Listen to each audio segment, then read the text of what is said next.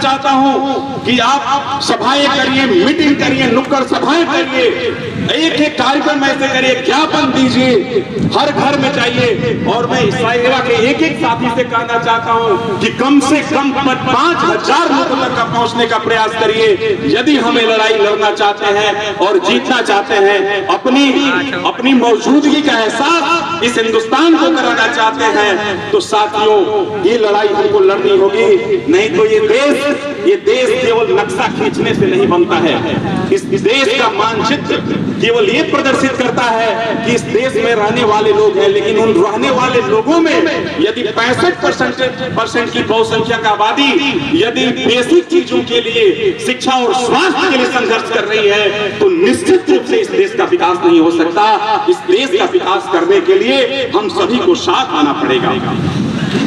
सेवा हमेशा पिछड़ों के हित पे ध्यान केंद्रित करती है। माननीय बीपी मंडल साहब के नाम पे जो ये छात्रवृत्ति योजना हम लोगों ने शुरू की है, ये निश्चित रूप से सेवा का एक शानदार पहल है। और इसको आगे बढ़ाने के लिए सेवा के हर एक साथी का, हर एक मेंबर का, और सेवा से जुड़े हुए लोग नहीं, हमारी 65% आबादी से मेरी इच्छा आकांक्षा है, आपसे गर्वद प्रार्थना है कि आप इसमें शामिल होइए, इसको घरों घरों तक ले जाइए। अरे सरकारी नौकरियों में कितना बड़ा इंपॉर्टेंट रोल है उसका कि यदि हमारे किसी समाज से एक व्यक्ति यदि कलेक्टर बनता है, डीएम बनता है, तो ना केवल उस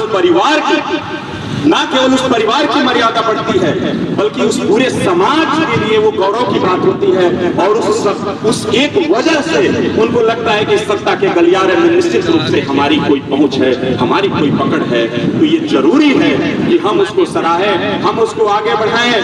साथियों, आप जानते हैं कि इस देश की लड़ाई को कैसे लड़ना है। आप जानते हैं बीपी मंडल का नाम, बीपी मंडल साहब के नाम पे हम यहाँ इकट्ठे हुए हैं।